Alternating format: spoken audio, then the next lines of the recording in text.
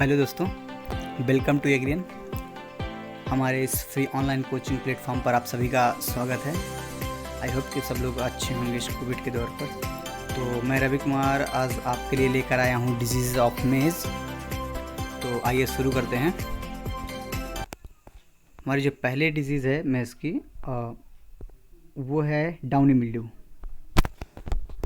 Causal reason इसके आपको देख रहे होंगे, काफ़ी ज़्यादा बंचेस में दिए हुए हैं।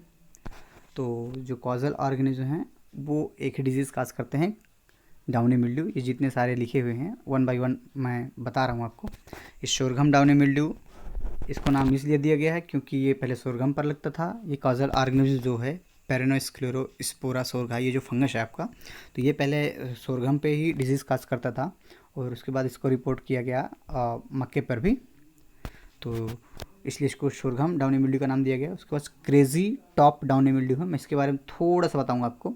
इसमें एक्चुअली है क्या, जो ये कॉजल ऑर्गेनिज्म फंगस है जो स्क्लेरोप्थोरा माइक्रोस्पोरा, इसकी वजह से जो टॉप पे मतलब जो पौधे का सबसे ऊपर का पोर्शन होता है, मान के चलिए ये वाला पोर्शन जो टॉप पे पोर्शन है, इसमें क्या होता है कि जो पौधा हमारा है वो थोड़ा सा इस पे, जो मैं देखिए यहाँ पे मैं जो राउंड राउंड करके बना रहा हूँ, ये सर्कल बना रहा हूँ, तो इस सर्कल में जो है ना, आपको गौर करना है कि पौधे की जो पत्तियाँ होती हैं वो छोटी छोटी छोटी छोटी छोटी करके मतलब एकदम बंच बना लेती हैं और पौधा इसके ऊपर बढ़ता ही नहीं है, इसलिए इसको नाम दिया गया है क्रेजी टॉप।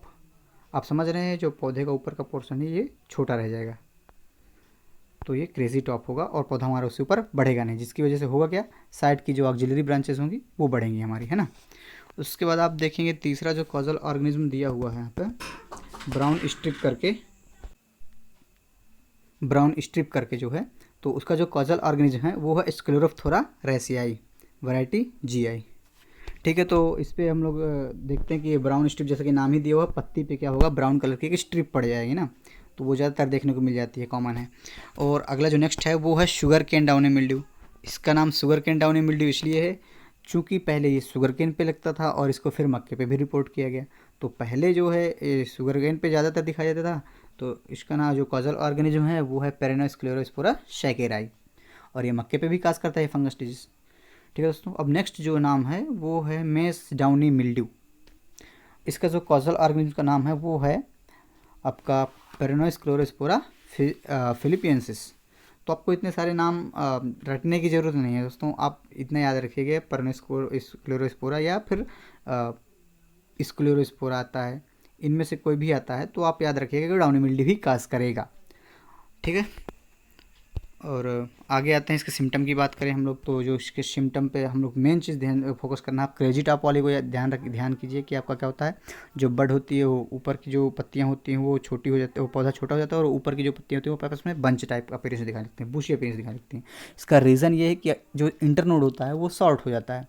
जब इंटरनोड मतलब दो गांठों के बीच की दूरी अगर छोटी हो जाएगी तो जाहिर सी बात है कि हमारा पौधा छोटा हो जाएगा। और अगर पौधा हमारा छोटा हो रहा है तो जाहिर सी बात है कि उस पे जो आगे के सिम्टम देखते हैं, उस पर आगे बात करते हैं हम। यहाँ पे आपको दिख रहा होगा ये वाला आपको दिख रहा होगा, proliferation of auxiliary buds, tassel converted into the bunch of leaf.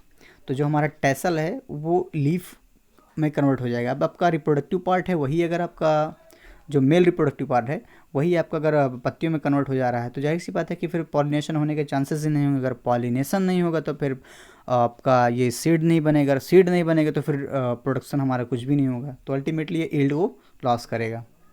और सिम्टम की बात करें तो आपकी लीफ पे जो होता है ना, अपर और लोअर दोनों सरफेस पर आपके डाउनी ग्रोथ देखने को मिलती है।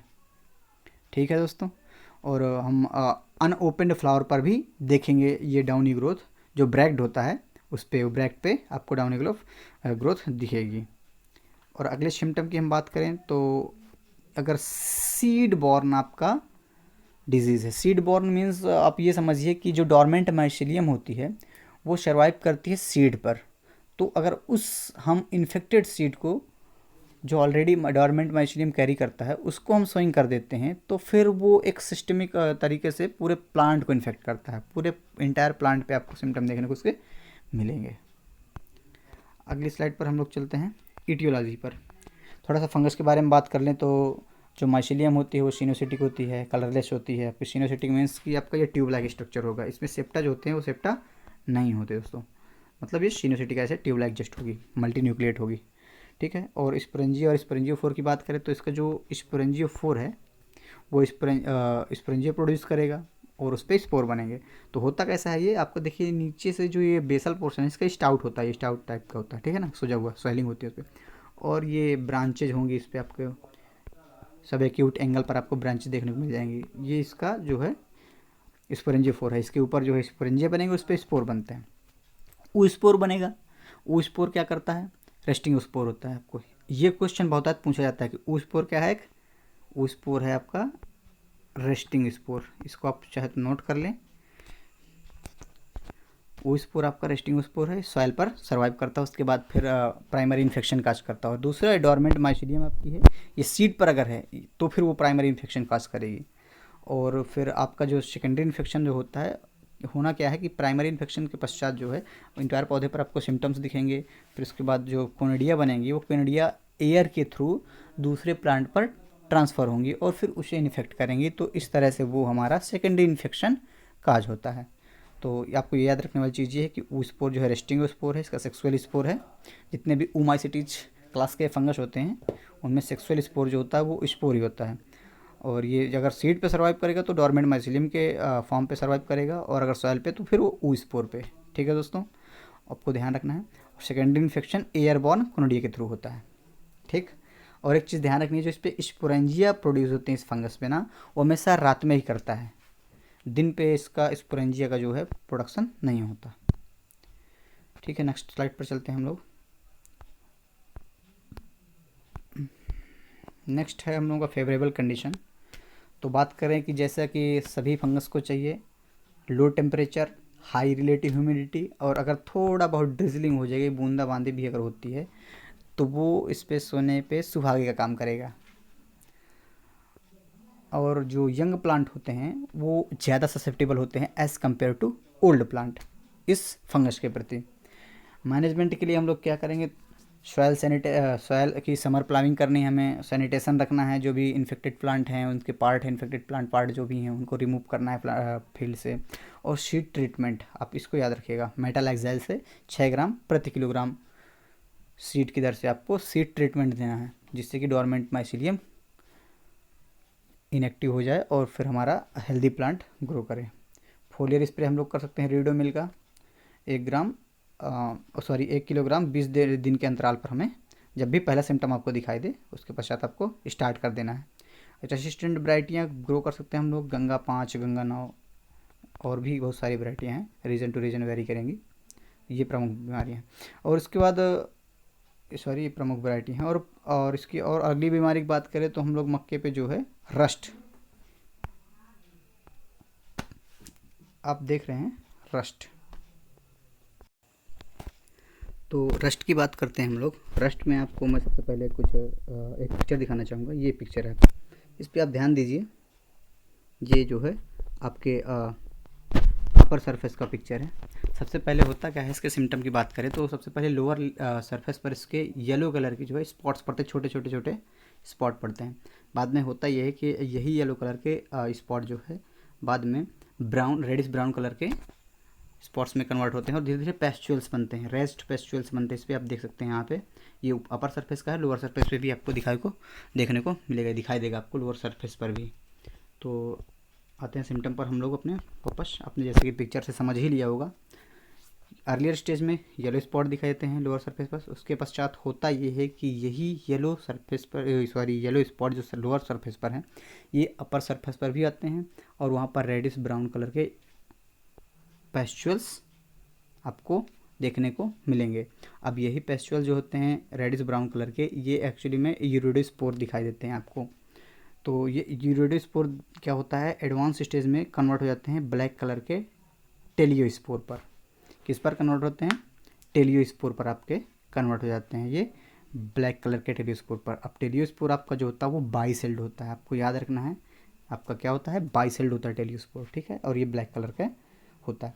एटियोलॉजी पर आए तो एटियोलॉजी पर देखिए माइसिलियम इसका सेप्टेट होगा क्योंकि वेल डेवलप्ड फंगस है ये।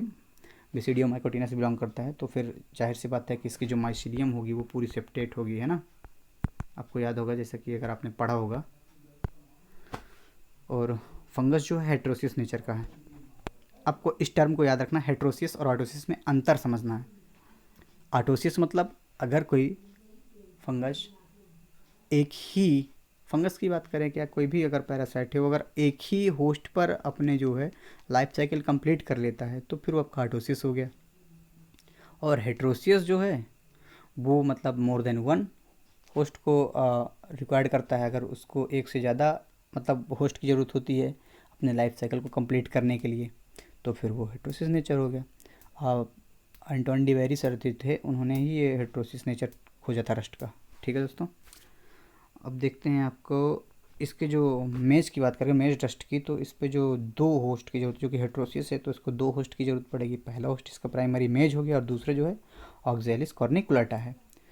तो ये आपके दो होस्ट हो गए इसके। अगला टर्म है ऑब्लिगेट है। चूँकि ऑब्लिगेट पैरासाइट है तो इसका मतलब ये हो कि लिविंग होस्ट पर ही ये सर्वाइव करेगा। अगर आपका नॉन लिविंग होस्ट है या डेड होस्ट है तो फिर उस पर सर्वाइव नहीं करता। ठीक है, ऑब्लिगेट है ये।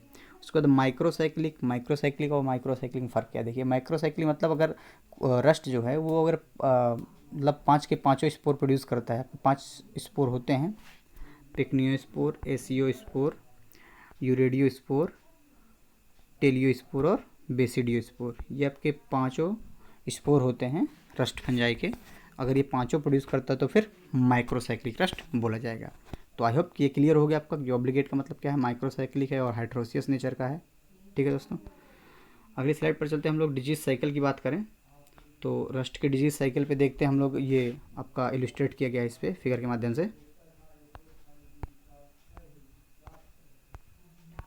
और ये प्राइमरी जो इन्फेक्शन काज करता है वो आपका यूरोडोस्पोर काज करता है, और जो सेकेंडरी इन्फेक्शन होता है ये भी यूरोडोस्पोर ही काज करता है। रिपीटिंग स्पोर है, इसको रिपीटिंग स्पोर बोलते हैं, याद रखिएगा आप लोग।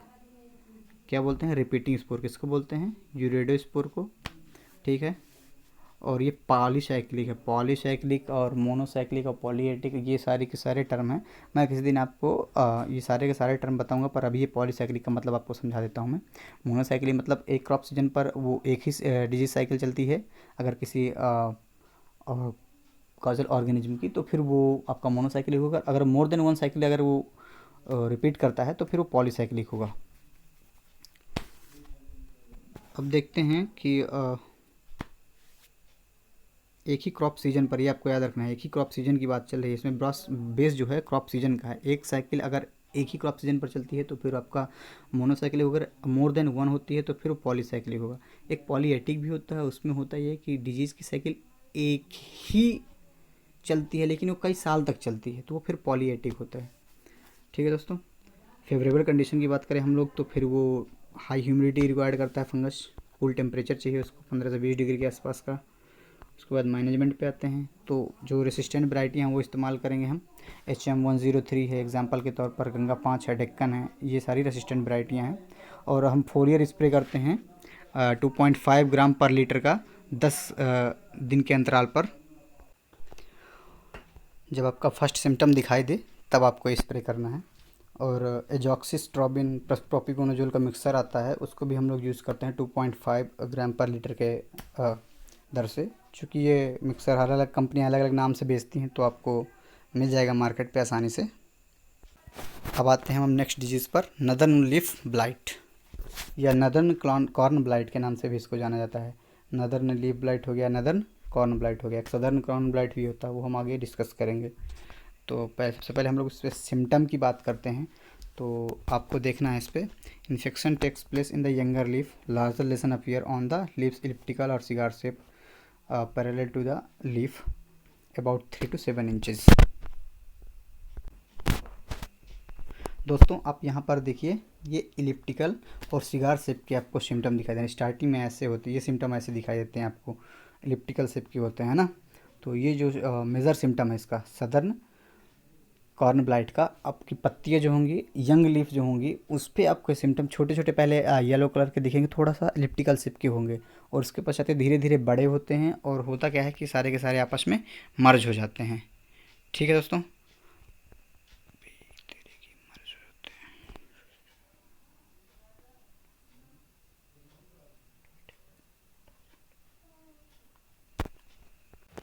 आपको ध्यान देना इस पे है। मेज़र आपका थोड़ा सा टेक्निकल प्रॉब्लम होती, सॉरी।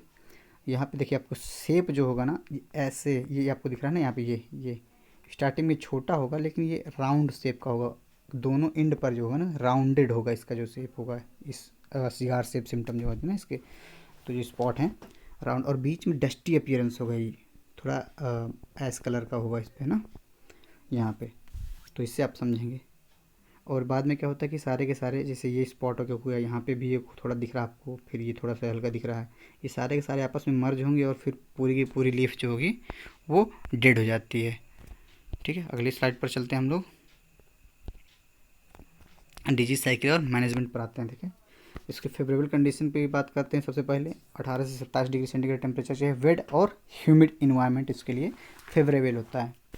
तो डिजीज साइकिल पे हम लोग देखते हैं, प्राइमरी इन्फेक्शन जो होता है वो कोनिडिया काज करती है, और फिर माइसिलियम होती है वो काज करती है, और जो सेकेंडरी इन्फेक्शन होता है वो एयरबॉर्न कोनिडिया ही काज करती है।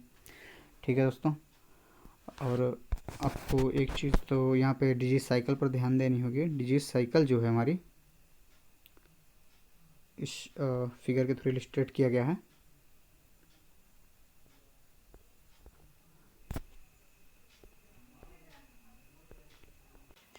देखें तो सबसे पहले क्या होता है कि सिम्टम बनते हैं, सिम्टम पे धीरे धीरे कोनिडिया बनती है, फिर कोनिडिया क्या होंगे, एयर बॉर्न होंगी, या फिर रेनफॉल होगा या एयर होगी, तो फिर उसके थ्रू ये कोनिडिया जो है स्प्रेड आउट होती हैं पूरे फील्ड पर, और फिर और भी इन्फेक्शन फैलाती हैं। और जो इनका जो फंगस ओवर विंटर करता है वो फिर रेजिड्यू पर ही करता है, मतलब कोई इन्फेक्टेड प्लांट पार्ट होगा उस पर जो है ये सर्वाइव करता है। ठीक है दोस्तों, और देखिए आपको यहाँ पे ये आपको मिल जाएगा, इन्फेक्टेड लीव्स हो गई, हस्क हो गया, और भी जो भी प्लांट पार्ट हैं उन सब पे ओवर विंटर करता है। तो फिर ये सर्वाइव करने के बाद कोनिडिया नेक्स्ट जनरेशन में पहुँच के फिर मतलब अगली क्रॉप सीजन पे फिर अपने प्लांट को इन्फेक्ट करेगा, जैसे इसको होस्ट मिलता है वो फिर से इन्फेक्ट करेगा। और इसके सैनिटेशन की बात करें, वो सॉरी मैनेजमेंट की बात करें, तो सबसे पहले आपको क्रॉप रोटेशन लेना है। क्रॉप रोटेशन, समर प्लाविंग तो इम्पॉर्टेंट है ही, कोई भी अगर सॉयल बर्न डिजीज़ है उसके लिए आपको समर प्लाविंग तो बहुत ही इम्पॉर्टेंट है, क्योंकि वो समर प्लाविंग से सारा का सारा एक्सपोज होता है, और सनलाइट में जितने भी हमारे हार्मफुल ऑर्गेनिज्म होते हैं वो सारे के सारे किल हो जाते हैं। फील्ड का सैनिटेशन रखना है, क्योंकि आपको ये पॉइंट आपको याद रखना चाहिए, इन्फेक्टेड जो भी इसके प्लांट पार्ट होते हैं उसी की वजह से ये रेजिड्यू पे सर्वाइव कर पाता है, तो आपको सैनिटेशन ज़रूर करना है। और फंजीसाइड की बात करें तो हम टेट्राकोनाजोल या फिर प्रोपिकोनाजोल का स्प्रे कर सकते हैं। दोस्तों आपको याद आ रहा होगा राइस पे एक डिजीज़ थी ना, हेलमिंथोस्पोरियम, जो काज करता था, तो इस पे भी हेलमिंथोस्पोरियम ही इसका काजल ऑर्गेनिज्म है।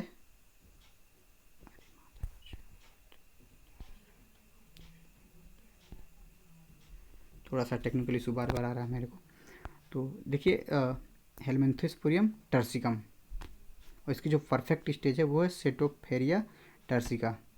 सेटोस्फेरिया टर्सिका इसकी परफेक्ट स्टेज है, और हेलमिंथोस्पोरियम टर्सिकम इसका कॉजल ऑर्गेनिज्म है, ये इनपरफेक्ट स्टेज है, ड्यूट्रोमाइकोटिनस है, इसलिए आपको ये नाम याद रखना है। ठीक है, वो हेलमिंथोस्पोरियम ओराइजी दूसरा था, ये हेलमिंथोस्पोरियम टर्सिकम मेज के नदर्न लीफ ब्लाइट या नदर्न कॉर्न ब्लाइट का कॉजल ऑर्गेनिज्म है।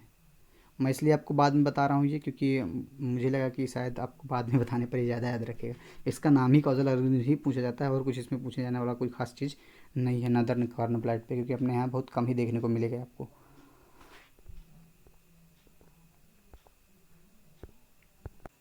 आते हैं हम लोग अगली डिजीज़ पर। जो हमारी नेक्स्ट डिजीज़ है वो है चारकोल रॉट।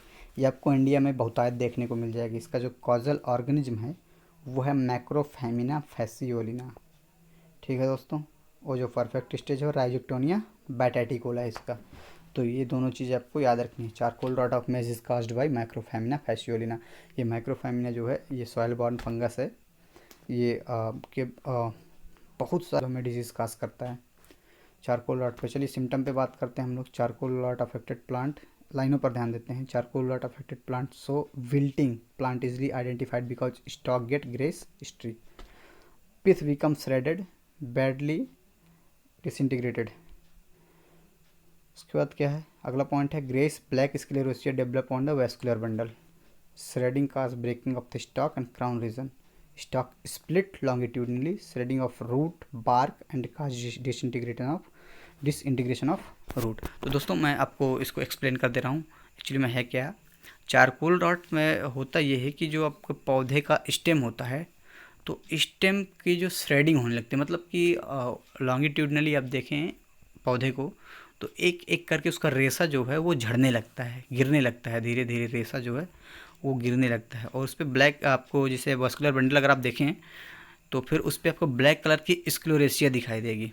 अब सिंपल समझिए, ये आपको दिख रहा है, ये फिगर दिख रहा है आपको, इस पर आप देखिए, ये अगर इसको थोड़ा सा हम रोटेट कर लें, चूँकि ये तो पॉसिबल नहीं कि मैं यहाँ पे रोटेट कर सकूँ इसको भी, तो अगर इसको हम सीधा कर दें लॉन्गिट्यूडनली, तो फिर ये सॉरी वर्टिकल, तो फिर ये लॉन्गिट्यूडनल जो ये दिख रहे हैं ना आपको, रेसे दिख रहे हैं, ये श्रेडिंग होने लगती है, इनके झड़ने लगते हैं ये। और यहाँ पे ब्लैक कलर का आपको छोटे छोटे छोटे छोटे स्क्लेरेसिया दिखाई देने लगेंगे।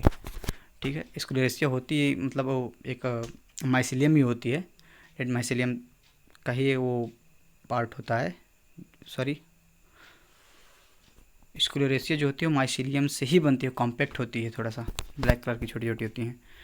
तो आगे बात करते हैं हम लोग फेवरेबल कंडीशन की। तो फेवरेबल कंडीशन में आप देखेंगे ड्राई, अभी तक हम लोग क्या पढ़ रहे थे, वेट, लेकिन इसको क्या चाहिए, ड्राई पीरियड चाहिए। टेम्परेचर अगर 27-29 डिग्री ठीक है तब भी इसको चलेगा, ये अच्छा खासा सर्वाइव करता है इस टेम्परेचर पर। ये अगर आप फ्रिक्वेंटली सिंचाई नहीं करेंगे, इरिगेशन नहीं करेंगे, तो ये डिजीज़ आपको बहुतायत देखने को मिलेगी। मतलब अच्छा खासा इन्फेक्शन काज करती है, अच्छा खासा डिजीज़ लॉस करेगी, कॉज करेगी एकदम। मतलब आप चाहें तो इरिगेशन करके इससे बच सकते हैं। फ्रिक्वेंटली इरिगेशन इसके लिए करनी ही पड़ेगी, क्योंकि अगर आपका ट्रंक ही श्रेडेड हो जाएगा तो फिर ना तो उसका जाइलम सही रहेगा, ना तो फ्लोएम सही रहेगा। तो फिर फूड का जो ट्रांसफ़र है फूड का लीफ से रूट तक का, तो वो पूरा का पूरा चेक हो जाता है, अल्टीमेटली यील्ड को ही इफ़ेक्ट करता है। तो अब देखेंगे इसका थोड़ा सा डिजीज साइकिल पर नज़र डाल देते हैं, जो कि सॉइल बॉर्न फंगस है दोस्तों। देखिए यहाँ पर ओवर विंटर करता है सबसे पहले, इसका जो है काहे पे, प्लांट डेब्रिस पे, जो भी डेब्रिस है उस पर ओवर विंटर करेगा, मतलब सर्वाइव करेगा। और as the infected plant decay fungus survive in soil.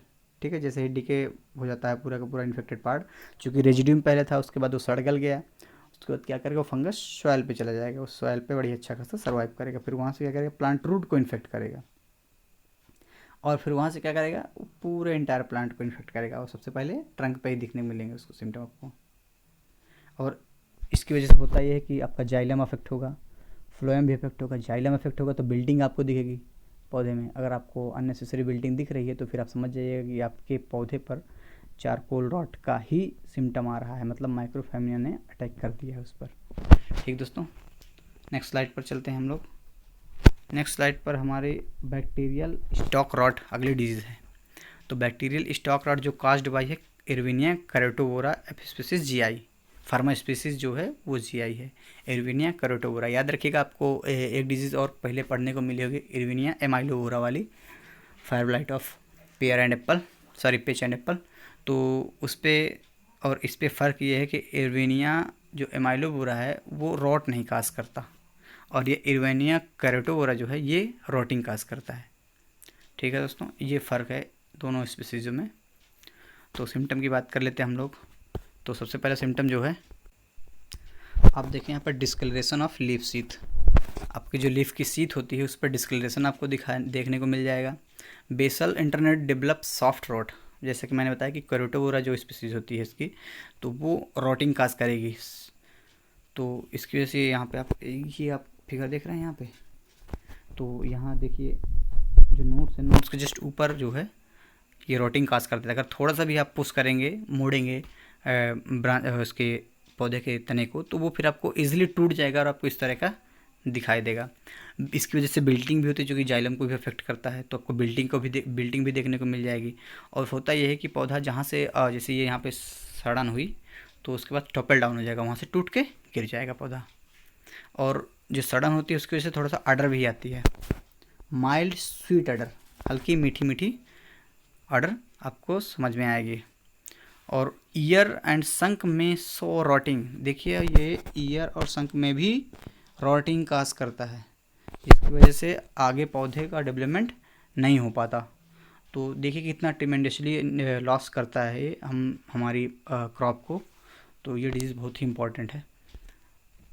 तो डिजीज साइकिल की बात करें तो the organism is soil born, जो बैक्टीरिया हमारा है सॉइल बॉर्न बैक्टीरिया है। ठीक है दोस्तों, चूँकि सॉइल इन्वाइडर है, इनहेबिटेंट तो नहीं कह सकते लेकिन सॉइल इन्वाइडर है ये। और ये क्या करता है, एंट्री करता है वुंड और इंजरी के थ्रू। अगर कहीं पौधे पर इंजरी हो गई, थोड़ा बहुत कट लगा हुआ है, तो उसके थ्रू ये इंटर कर जाएगा और होल प्लांट को धीरे धीरे इन्फेक्ट कर देगा। और ये ज़्यादातर सर्वाइव करता है प्लांट डेब्रिस पर, और इन्फेक्टेड जो मटेरियल होता है प्लांट का उस पर सर्वाइव करता है अगले सीजन तक, समझिए। इसलिए फील्ड सैनिटेशन इसके लिए बहुत ही इंपॉर्टेंट प्रोसेस है।